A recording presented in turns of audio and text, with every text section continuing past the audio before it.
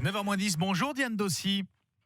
Oui, bonjour Nicolas. Merci d'être avec nous ce matin. Rappelons-le, vous êtes psychiatre à Tours et vous avez des exercices à nous proposer et c'est un vrai problème en ce moment, pour évacuer notre stress, pour nous décharger de cette fameuse to-do list, les choses que l'on doit faire et pour prendre un petit peu de distance finalement, Diane. Oui, c'est tout à fait ça. J'ai choisi ce modèle de la to-do list parce que pour moi, c'est vraiment le modèle de la pression des choses qu'on se met sur le dos de façon autoritaire. Je le confirme, Diane, c'est clair. Alors cette to-do list, c'est vrai que c'est la liste des choses à faire. Elle peut être virtuelle ou matérialisée aussi sur un papier aussi, hein, Diane. Ah ça peut être. Il y a même des tableaux Excel sur Internet qui sont vendus pour améliorer la technique. M'en parlez pas.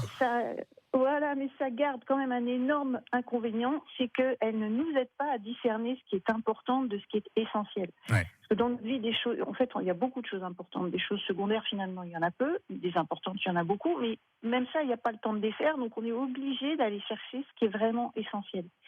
Et quand on a cet essentiel sous la main, là, il va falloir se poser 3 questions. Est-ce qu'il faut la faire, cette tâche ?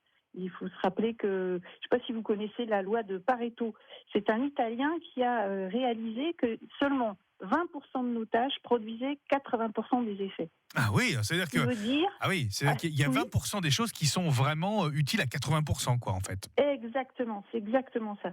Alors, c'est comme dans un magasin, 20% des clients font 80% du chiffre d'affaires. Et donc, en fait, on s'est rendu compte que c'était la même chose pour nos activités.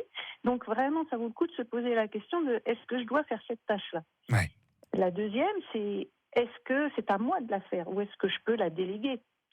Oui. Et puis la troisième, que si c'est vraiment à moi de la faire, je vais vous transmettre quelque chose qui m'a semblé vraiment intéressant quand je suis tombée dessus dans mes lectures. C'est que, à l'inverse de ce qu'on nous fait faire depuis qu'on est enfant, c'est-à-dire commence par les choses désagréables et puis tu auras ta récompense après, en fait, c'est important de commencer par ce qui nous fait plaisir. D'accord. Et pourquoi ?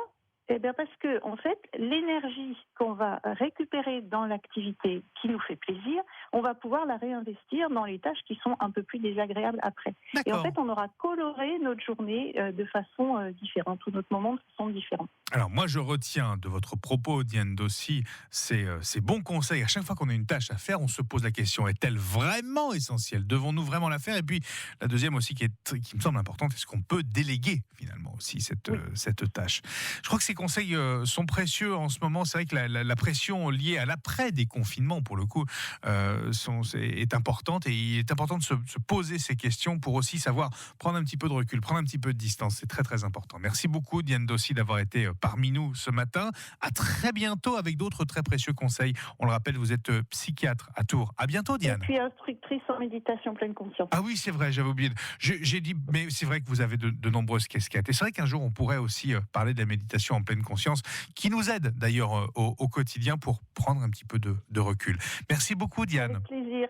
À très bientôt. Au revoir, Nicolas. Bonne Au revoir. journée.